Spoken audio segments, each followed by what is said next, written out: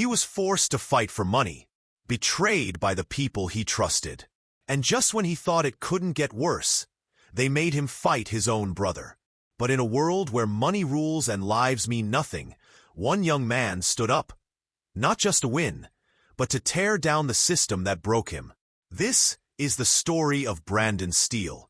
You don't have to like it, the man barked. I'm the boss here. You listen. Understand? That's how Brandon Steele's nightmare began. Not in a dark alley or on a bloody boxing ring, but in that cold, heartless voice of a man who saw people as tools. Brandon wasn't born a fighter. He was made into one. After his father died under strange, silent circumstances, Brandon was left to care for his sick mother. He had no money, no family left to help, and no one to trust. One day, a man named Master Long approached him with a deal. "Fight for us. We'll take care of your mother," Long said with a wicked smile. Brandon, desperate and broken, agreed. But he didn't know he had just sold his soul. The underground fight ring wasn't a place for the weak. Men were thrown in like dogs, expected to fight to the death for the entertainment of the rich. Master Long and Master Jean used boys like Brandon to make millions. They bet on lives like it was a game. Brandon trained every day. His hands bled, his bones screamed, but he kept fighting. Why? Because every drop of sweat was for his mother. She was the only thing he had left. But the men above him had no heart. One day, Brandon overheard a conversation. "Since Brandon can beat anyone online, why not make him our money tree? Are you crazy? We already took money from Master Jean." "Exactly. Let's make them bet on him. If he wins, they pay. If he dies, we still win." Brandon froze. They were planning to use him and then kill him.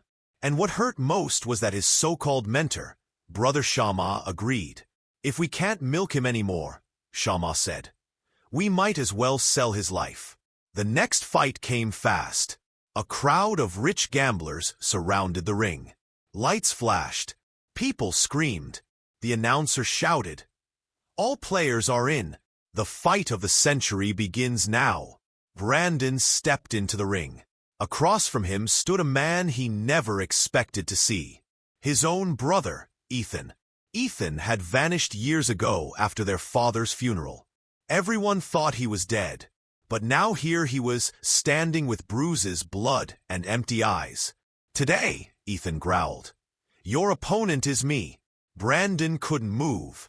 "Ethan, what are you doing?" But Ethan didn't answer. He charged. The crowd went wild. Punch after punch, Brandon tried to block, to dodge, to talk to his brother. "I don't want to fight you, Ethan. You left me. You let them take me. I hate you." It wasn't just a fight. It was years of pain exploding in every hit. Every kick Ethan threw was a cry for the childhood they never had. Every blow Brandon took was guilt he'd buried deep inside. Then, a familiar voice screamed from the edge of the ring. "Stop. He's your brother." "Brandon, it's me, Lily." Lily, the girl who had grown up with them. The only light in their world. She had always believed Brandon was more than a fighter. She had waited, watched, and prayed for him. But even her voice couldn't stop what was coming. Ethan landed a final punch to Brandon's jaw, knocking him to the ground. Lily ran toward the ring. Guards tried to stop her.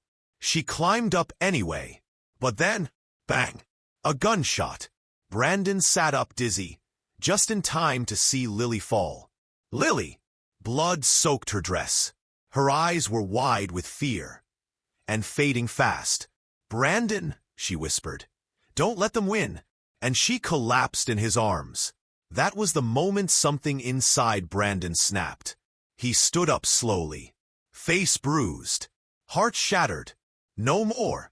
The crowd was still cheering, unaware that something had changed. Brandon looked up at Shama and Master Jean. "You said if I won, you'd let me go," he growled. "So what now?" Shama laughed. "Do I need you to teach me how this works?"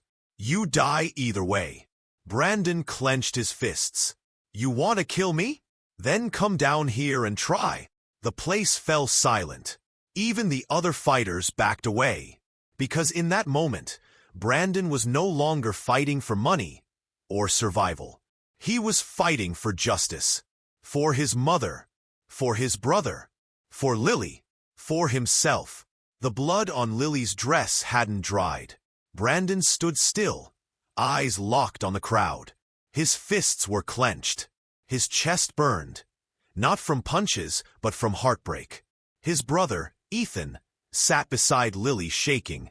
I didn't mean for this. I never wanted her to get hurt. Brandon looked at him. It's not your fault, Ethan. It's theirs. High above the ring, Master Jean and Shama watched like nothing had happened. To them, Lily's life was just part of the show. They had gone too far. The announcer yelled again, trying to bring the crowd back to the fight. Brandon Steele versus Shama. Let the match continue. But Brandon didn't wait for the bell. He turned to Shama and shouted, You lied to me. You used me. And you almost killed the only person I loved.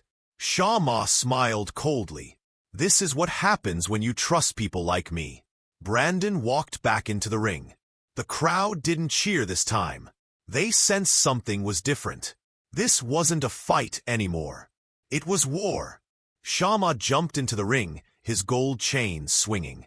He was bigger, stronger, and cocky. He ran at Brandon with a roar. Brandon dodged, then kicked him hard in the ribs. Shama stumbled. You think you're a hero now? Shama laughed. You're still just a tool. Brandon didn't speak. He attacked again. Faster, harder. Every hit was powered by pain, by memory, by love. His fists were not just fists anymore. They were justice. Master Jean panicked. Why is he still standing? End him. But Shama was no longer in control. Brandon slammed him to the ground, grabbed his shirt, and shouted, Why did you kill my father? What was the truth? Shama laughed weakly. You really want to know? He tried to run. He wanted to take you and Ethan away. So, we made sure he disappeared. Brandon's heart stopped. All these years, his father didn't abandon them. He tried to save them. He was killed for it. That truth made Brandon's vision blur. And then, Shama pulled a hidden blade. He lunged. Brandon twisted. The blade missed. Brandon grabbed Shama by the collar, raised his fist, and with a cry that shook the ring, he knocked him out cold. The crowd went silent.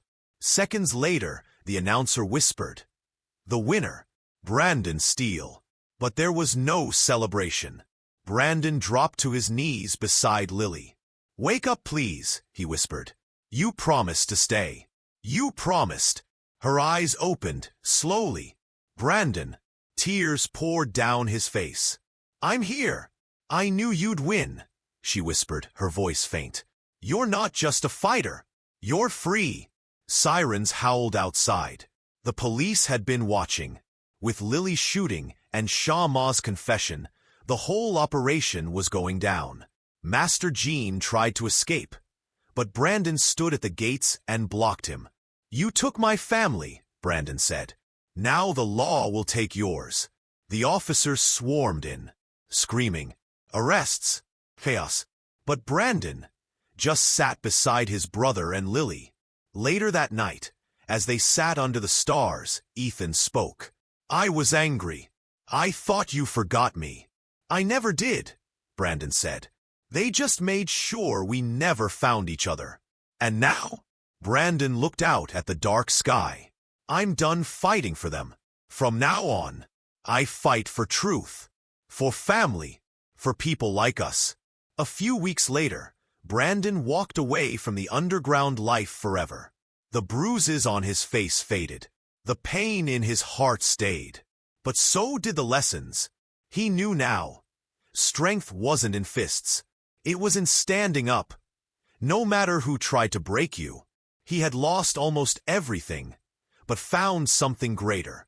Himself.